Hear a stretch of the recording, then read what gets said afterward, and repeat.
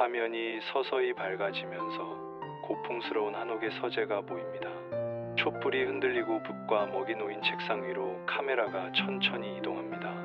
긴장감 있는 음악이 깔리며 나레이션이 시작됩니다. 여러분, 정약용의 인생 말씀 채널에 오신 것을 환영합니다. 이곳은 단순히 옛 선조의 이야기를 전하는 곳이 아닙니다. 200년 전 조선 최고의 지성이 남긴 통찰이 오늘날 여러분의 인생을 어떻게 바꿀 수 있는지 그 살아있는 지혜를 전하는 공간입니다. 오늘 여러분께 들려드릴 이야기는 정약용이 평생 단 한 번만 남긴 저주에 관한 것입니다. 잠시 상상해 보세요. 평생을 온화하고 자비로운 마음으로 살아온 사람이 있습니다. 그는 죄인을 심판할 때도 한 번 더 생각했고 제자를 가르칠 때도 따뜻한 말을 아끼지 않았습니다. 그런 사람이 딱 한 번, 단 한 번만 저주의 글을 남겼다면 여러분은 어떤 생각이 드시나요? 그 저주는 얼마나 강력했을까요? 그리고 누구를 향한 것이었을까요? 놀랍게도 그 저주는 특정한 누군가를 향한 것이 아니었습니다.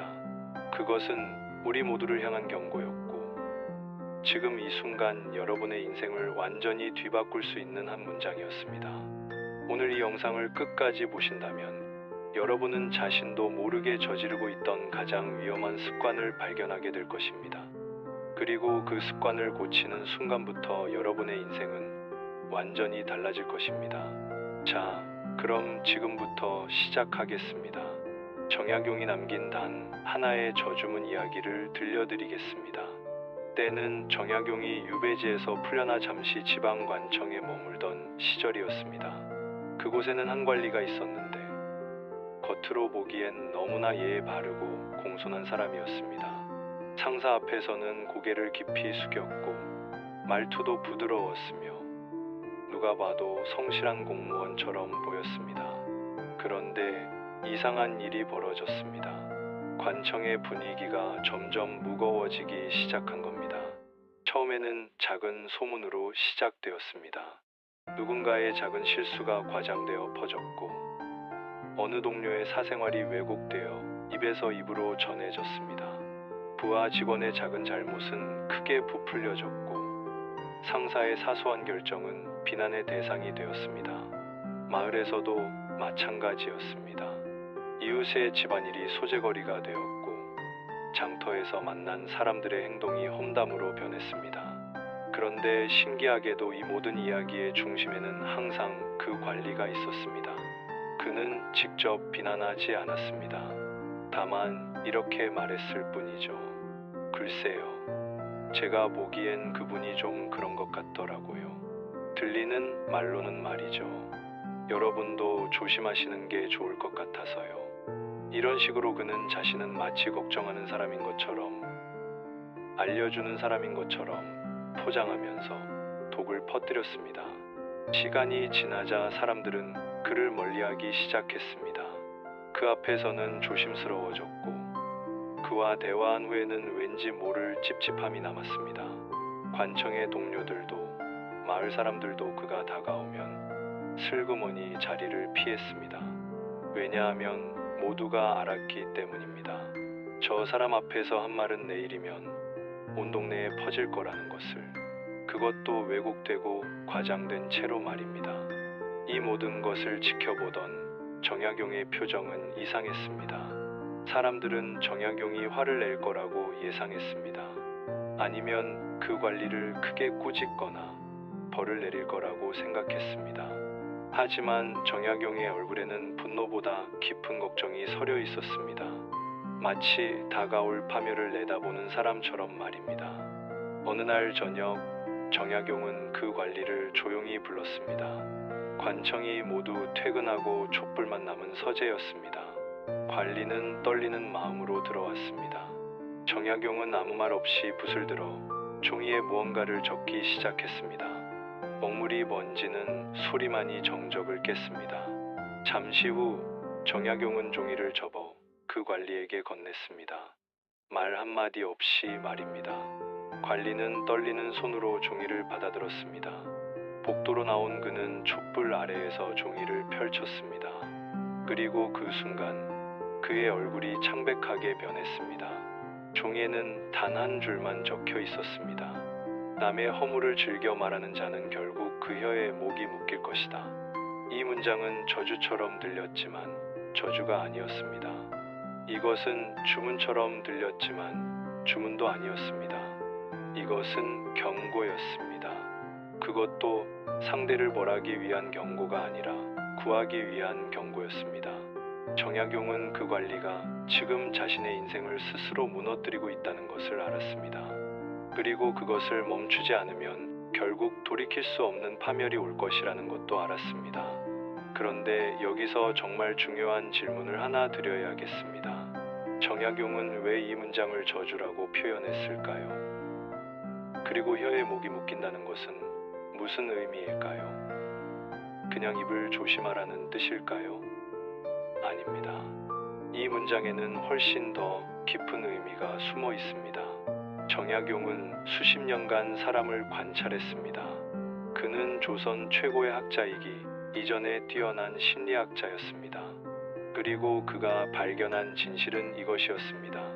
남을 헐뜯는 말은 결국 그 사람 자신을 파괴한다는 것입니다. 어떻게 그럴 수 있을까요? 몇 가지 이유가 있습니다. 첫째, 남을 욕하는 사람을 아무도 믿지 않습니다. 여러분도 생각해 보세요. 누군가가 여러분 앞에서 계속 다른 사람 흉을 본다면 어떤 생각이 드시나요? 처음에는 그냥 들을지 모릅니다. 하지만 점차 이런 생각이 듭니다. 저 사람이 내 앞에서 저렇게 남 얘기를 하는데 내가 없을 때는 나에 대해 뭐라고 할까? 바로 이겁니다. 험담은 신뢰를 파괴합니다. 둘째, 험담은 불신의 씨앗을 뿌립니다. 한 번 심어진 불신은 쉽게 사라지지 않습니다. 사람들은 험담꾼 주변에 보이지 않는 벽을 쌓습니다. 그와 깊은 대화를 나누지 않으려 하고 중요한 일을 맡기지 않으며 진심을 나누지 않습니다. 결국 그 사람은 모든 관계에서 고립됩니다. 셋째, 말투가 독해지면 마음도 독해집니다. 이것은 정말 놀라운 발견입니다. 우리는 보통 마음이 나쁜 사람이 나쁜 말을 한다고 생각합니다. 하지만 정약용은 그 반대도 가능하다는 것을 발견했습니다. 나쁜 말을 계속하면 마음도 나빠진다는 것입니다. 하루에도 수십 번씩 남의 흉을 찾고 비난하는 말을 하다 보면 세상을 보는 눈 자체가 왜곡됩니다. 모든 것이 부정적으로 보이기 시작하고 좋은 것도 나쁘게 해석하게 되며 결국에는 행복을 느끼는 능력 자체를 잃어버립니다. 넷째, 독은 항상 먼저 자신을 상하게 합니다. 이것이 가장 중요한 포인트입니다.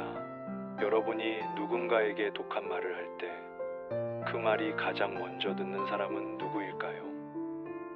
바로 여러분 자신입니다. 여러분의 귀가 가장 먼저 그 독을 듣고 여러분의 뇌가 가장 먼저 그 부정성을 처리하며 여러분의 마음이 가장 먼저 그 어둠에 물듭니다. 남을 향해 쏜 화살은 결국 자신의 심장을 먼저 관통합니다. 이제 정약용이 남긴 저주문의 진짜 의미가 보이시나요? 혀에 목이 묶인다는 것은 단순히 말 조심하라는 뜻이 아닙니다. 그것은 자신이 내뱉은 말의 노예가 되어 그 말이 만든 감옥에 갇혀 평생을 살게 된다는 뜻입니다. 더 이상 자유롭게 살 수 없게 되고 진정한 관계를 맺을 수 없게 되며 행복을 느낄 수 없게 된다는 뜻입니다. 그런데 놀라운 것은 이 200년 전의 경고가 오늘날에도 완벽하게 들어맞는다는 사실입니다. 아니, 어쩌면 지금이 더욱 절실한 시대일지도 모릅니다. 여러분, 우리가 살고 있는 이 시대를 한번 생각해 보세요. 우리에게는 정약용 시대에는 없던 것들이 있습니다. 인터넷이 있고 SNS가 있고 단톡방이 있습니다. 그리고 이 모든 것은 우리에게 전례 없는 힘을 주었습니다. 언제 어디서든 생각을 표현할 수 있는 힘, 순식간에 수많은 사람에게 메시지를 전할 수 있는 힘 말입니다. 하지만 이 힘에는 어두운 면도 있습니다. 바로 익명성 뒤에 숨어서 남을 공격할 수 있다는 것입니다. 앞을 생각해 보세요. 화면 너머에서 누군가의 인생을 송두리째 흔들 수 있는 말들이 아무렇지 않게 던져집니다. 그 말을 쓰는 사람은 아무런 책임도 느끼지 않습니다. 하지만 정말 책임이 없는 걸까요? 카카오톡 단톡방을 생각해 보세요. 우리는 그곳에서 얼마나 쉽게 없는 사람 험담을 할까요?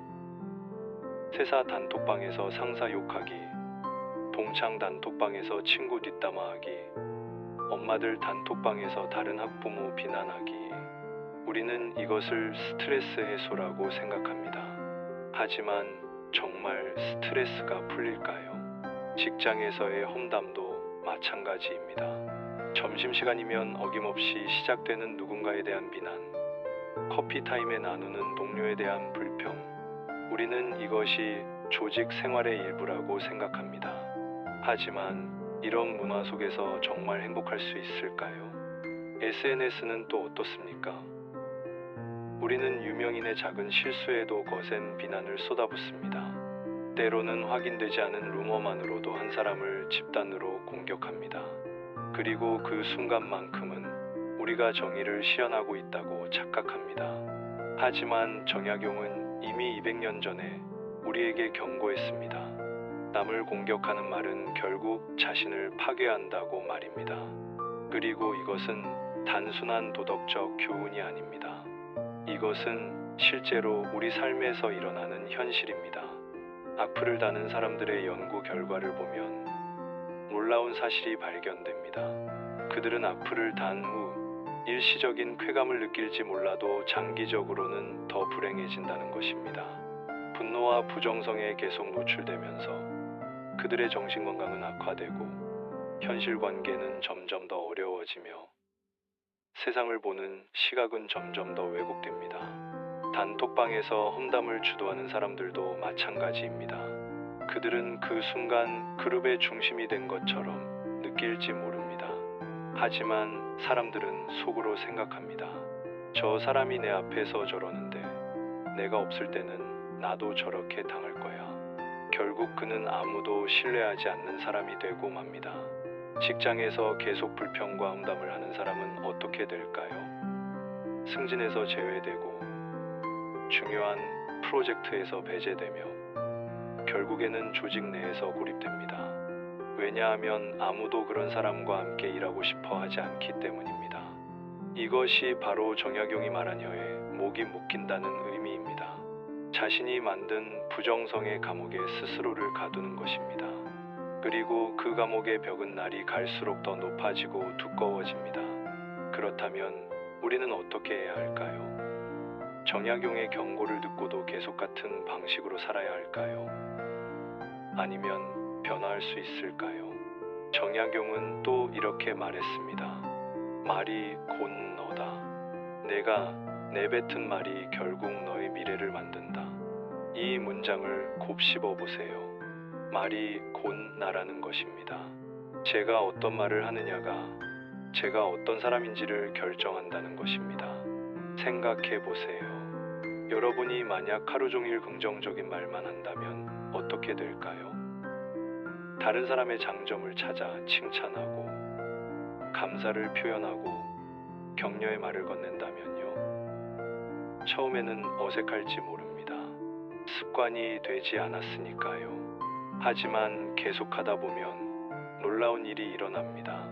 첫째, 사람들이 여러분을 다르게 대하기 시작합니다. 여러분 주변에 사람이 모입니다.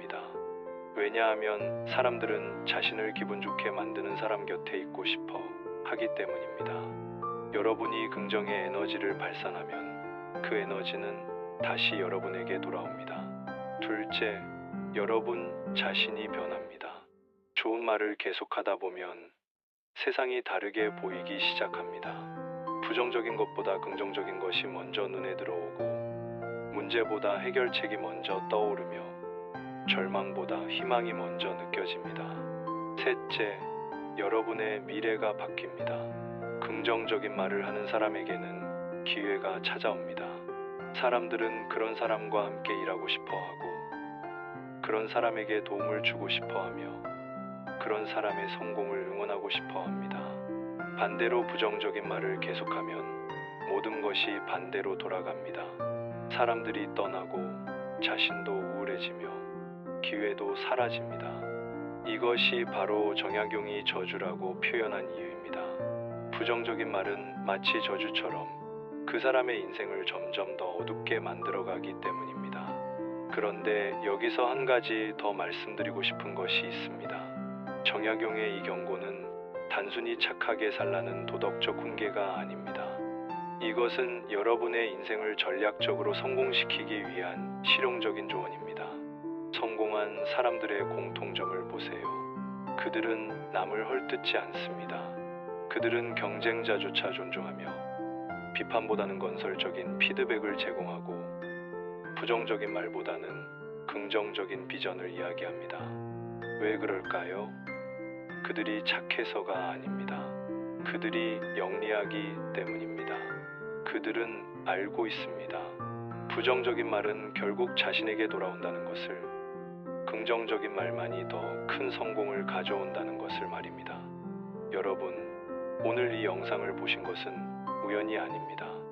어쩌면 여러분은 지금 자신도 모르게 정약용이 경고한 그 함정에 빠져 있을지도 모릅니다. 혹시 여러분은 단톡방에서 누군가를 비난하고 있지는 않나요? SNS에서 익명으로 누군가를 공격하고 있지는 않나요? 직장에서 동료의 험담을 하고 있지는 않나요? 만약 그렇다면 오늘부터 멈추세요. 지금 당장 멈추세요. 그것이 여러분의 인생을 살리는 유일한 방법입니다.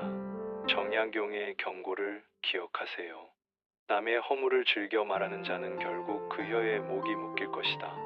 이 문장을 여러분 마음속 깊이 새기세요. 그리고 오늘부터 새로운 습관을 시작하세요.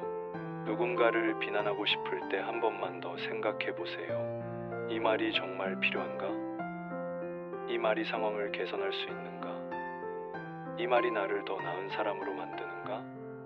만약 그렇지 않다면 그냥 입을 다무세요. 침묵이 때로는 가장 현명한 선택입니다. 그리고 가능하다면 부정적인 말 대신 긍정적인 말을 찾아보세요. 비난 대신 칭찬을, 불평 대신 감사를, 험담 대신 격려를 선택하세요. 처음에는 어색하고 어려울 것입니다.